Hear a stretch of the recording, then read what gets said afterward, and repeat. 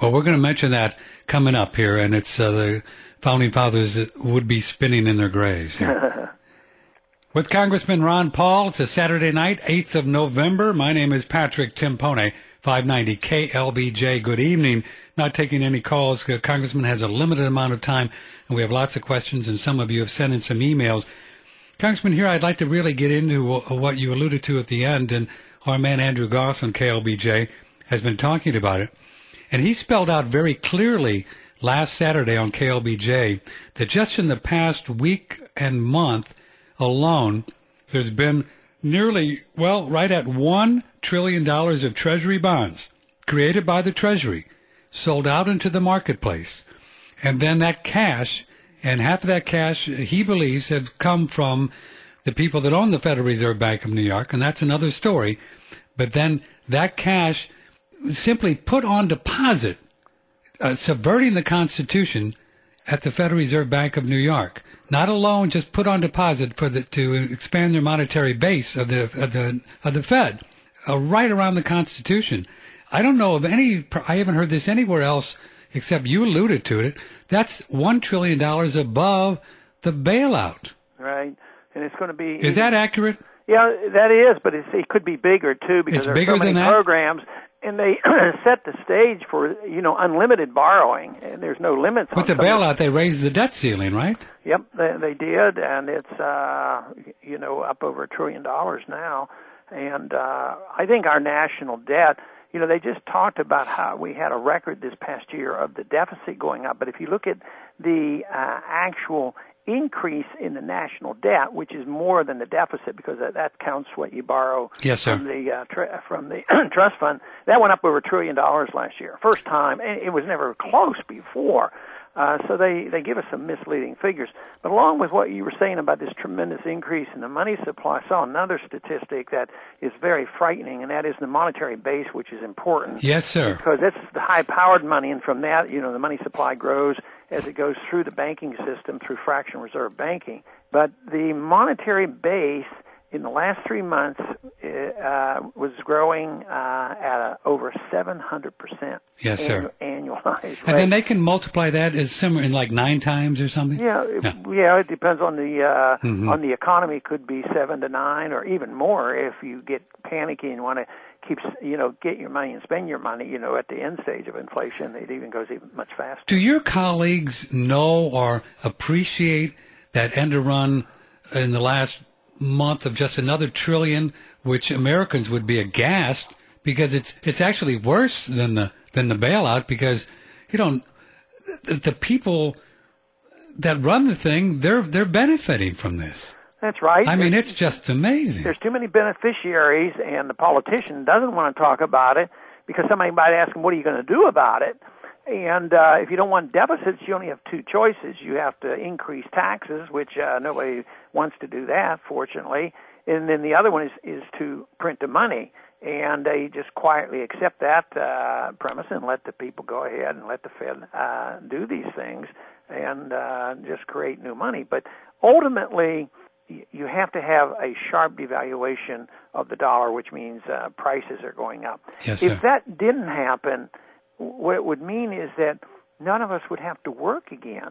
Why would we have to work? Why couldn't the government just send us all a check? Yeah, just send everybody $50,000. Yeah, but people know there's a limit, and then the confidence is lost. Today, we have false confidence. The dollar doesn't deserve confidence, but there is a confidence because so many hold them overseas, and the central banks overseas don't want to undermine what they hold in reserves, so they're working together to try to keep the system together for a while longer.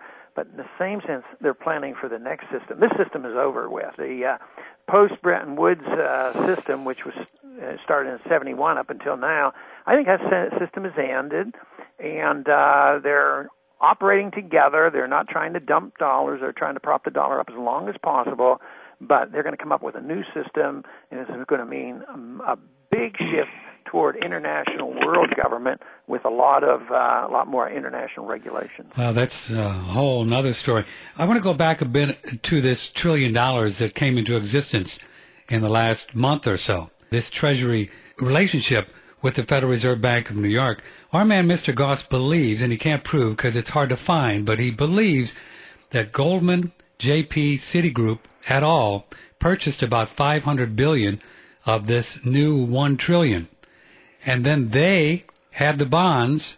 They had the bonds, gave the cash that they got from WAMU and the other places on Wachovia, all that cash. And then the Treasury put the money on the Federal Reserve Bank's books, they just put it there. And then now they trade those bonds back in, they get their cash back, and then we, the people, owe J.P. Morgan, Goldman Sachs, Citigroup et al. $500 billion plus interest. Now that's extraordinary, Congressman Paul. It sure is. It's extraordinary. It's corrupt. It's immoral. It's fraud. It's designed to hurt the poor and help the rich. And unfortunately, now we saw Warren Buffett involved in it too. Yes, sir. He made gung-ho over this thing. He made $5 billion, Congressman, in the last. Our man Andrew, he said in September 24th, Warren Buffett paid $5 billion for a portion of Goldman Sachs, $5 billion, and we, the people, just recently bought that same equivalent amount for $10 billion. $10 billion. That means he made $5 billion pretty easily, right? In a month or 2 months. Yeah. Now, and I want to play something that Missouri Congressman Blunt said. Listen to this. This is too important to the financial future of the country, too important to Main Street, and taxpayers are not bailing anybody out. Taxpayers are going in, and at the true bargain basement floor of the value of an asset, buying it, and then at some point in the future, in all likelihood, making money, and then almost certainly not losing money. Now, this was on a national show, Congressman Paul, and so it's just proven that he was absolutely incorrect because Mr. Buffett bought it $5 billion in September 24, and we the people just bought it $10 billion in November. Right.